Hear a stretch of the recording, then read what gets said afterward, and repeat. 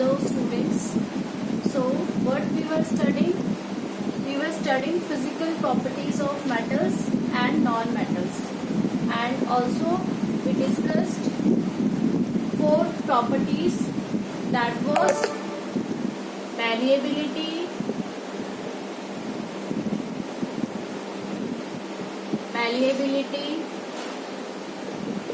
ductility, luster.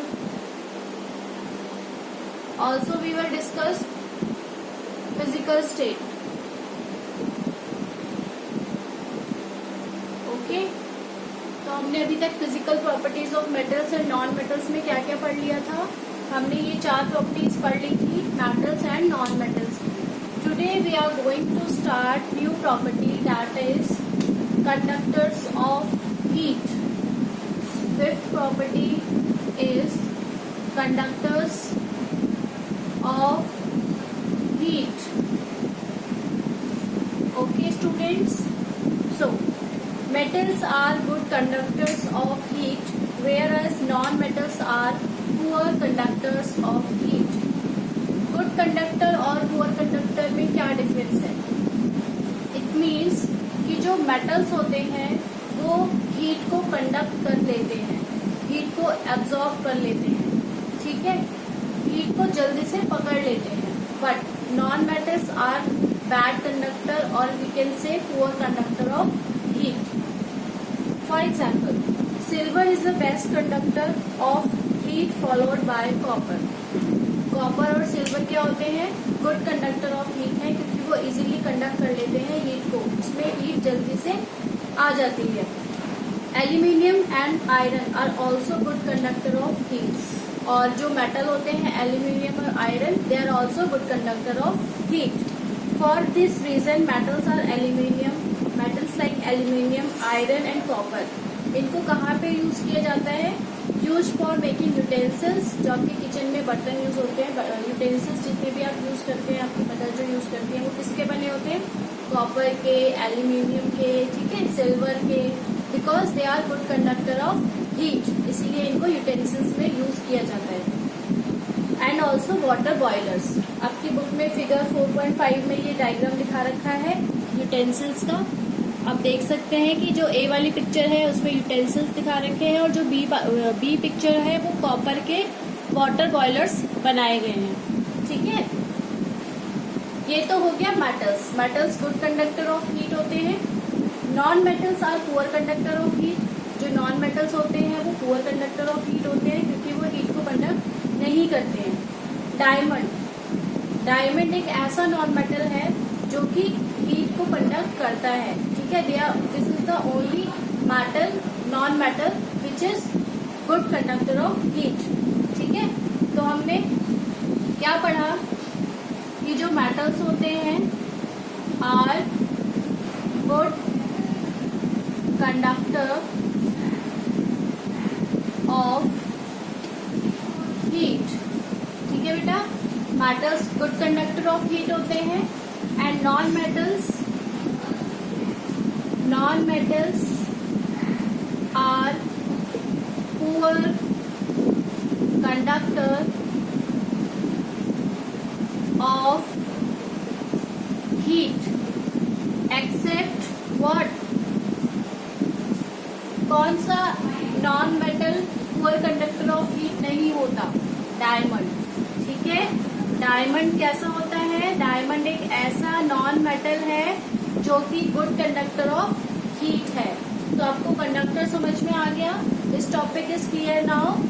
Okay, now next जो property है वो है हार्डनेस. What is hardness? अब मेटल्स और नॉन मेटल्स में ये प्रॉपर्टी किस तरीके से देखी जाती है कि मेटल्स और नॉन मेटल्स हार्ड होते हैं या नहीं होते हैं. सो मेटल्स कैसे होते हैं? जनरली हार्ड होते हैं. फॉर एग्जाम्पल, आयरन देखा होगा आपने, लोहा स्ट्रॉन्ग भी होता है, हार्ड भी होता है, ठीक है. Iron metal is very hard and strong, so iron metal in the form of steel is used in the construction of bridges, railway lines, machines, etc. जितनी भी मशीन, बड़ी बड़ी मशीन बनाई जाती है, या जो रेलवे ट्रैक में आपने देखा होगा कि आयरन यूज होता है, तो इन सब चीजों में आयरन का यूज किया जाता है because they are very hard and strong. However, sodium and potassium are soft metals and can be easily cut with a knife. जो सोडियम एंड पोटेशियम है वो सॉफ्ट मेटल्स होते हैं जिसको कि इजीली नाइफ से कट किया जा सकता है. ओके, फिगर में आप देख सकते हैं ये आयरन मेटल को यूज किया गया है किसमें, रेलवे ट्रैक्स बनाने में, और ये सोडियम है जिसको कि नाइफ से इजीली हम कट कर सकते हैं. नाउ नॉन मेटल्स कैसे होते हैं? Non metals are not hard और स्ट्रॉन्ग. नॉन मेटल्स हार्ड भी नहीं होते और स्ट्रॉन्ग भी नहीं होते. They easily break when a large weight is put on it. अगर हम उस पर ज्यादा वेट रख देंगे नॉन मेटल्स पे तो वो आसानी से टूट जाएगा. Only diamond a form of carbon is the hardest natural occurring substance. सिर्फ एक्सेप्शन क्या है कि जो डायमंड है वो एक ऐसा नॉन मेटल है जो कि हार्ड होता है और जिसको नेचुरली अकरिंग किया जाता है. नेचुरली अकरिंग सब्सटेंस होता है कौन? डायमंड. तो हमने हार्डनेस में क्या देखा कि जो मेटल्स होते हैं, मेटल्स क्या होते हैं generally, metals are generally hard and non metals are not hard and strong, and metals are generally hard and strong. Is this clear now? Okay. Now next जो प्रॉपर्टी है वो है कंडक्टर्स ऑफ इलेक्ट्रिसिटी. ये clear हो गया अब आपको? Okay. जो नेक्स्ट प्रॉपर्टी है हमारी फिजिकल प्रॉपर्टी वो है seventh property, conductors of electricity. जैसा हमने देखा कंडक्टर्स ऑफ हीट मतलब कि वो हीट को कंडक्ट करते हैं या नहीं करते हैं, इसी तरीके से मेटल्स और नॉन मेटल्स इलेक्ट्रिसिटी को कंडक्ट करते हैं या नहीं करते वो देखेंगे.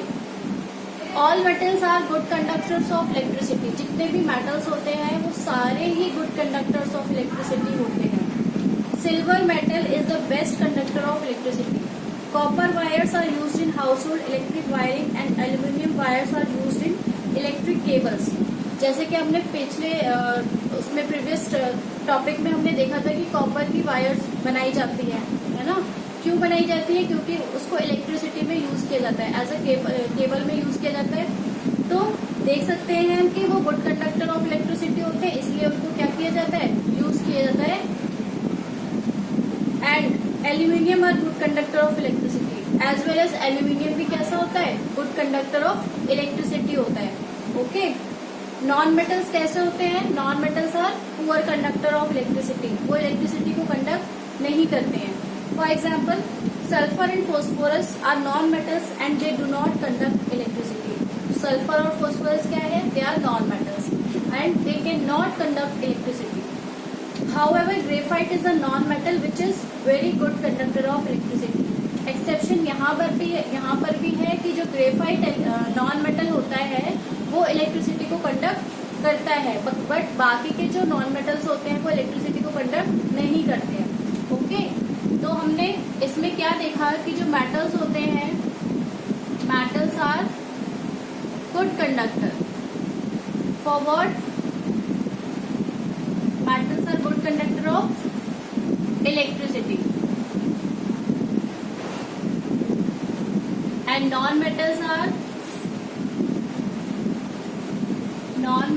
आर बैड कंडक्टर और poor conductor of electricity. Except कौन नहीं होता bad conductor? Graphite. Okay. Graphite एक ऐसा नॉन मेटल है जो कि गुड कंडक्टर होता है और बाकी की जो नॉन मेटल्स हैं वो बैड कंडक्टर होते हैं of electricity. So this topic is also clear now. Okay. Our next and last property is sonority. Sonority क्या होता है?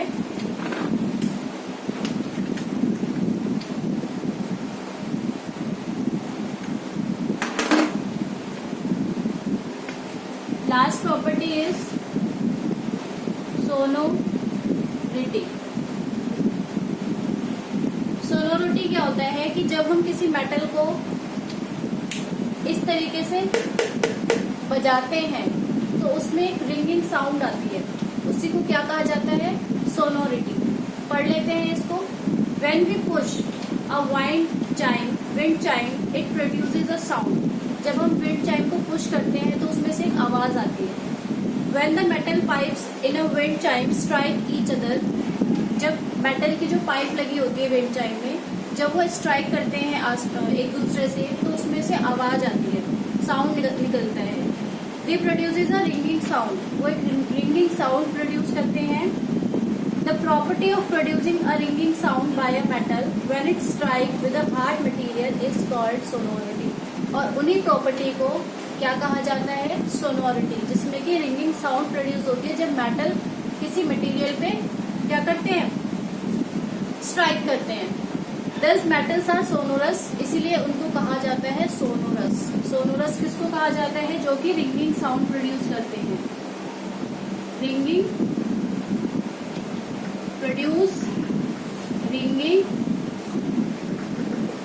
Sound. Is this clear? Okay. For this reason, इसी रीजन की वजह से मेटल्स को कहाँ यूज किया जाता है? बेल्स बनाने में. जो घंटी बनती है, देखा होगा आपने, मंदिर में घंटी होती है, जो उसको जब बजाते हैं तो उसमें से साउंड आता है, रिंगिंग साउंड आता है, तो वो भी इसी प्रॉपर्टी पे बेस्ड है. Metal wires are used in musical instrument. जो म्यूजिकल इंस्ट्रूमेंट में जो वायर्स लगी होती हैं वो भी मेटल की होती हैं, और जब हम उसको स्ट्राइक करवाते हैं तो उसमें से क्या रिंगिंग साउंड आता है. Non metals do not making a ringing sound when we strike them. लेकिन ये प्रॉपर्टी नॉन मेटल नहीं शो करता.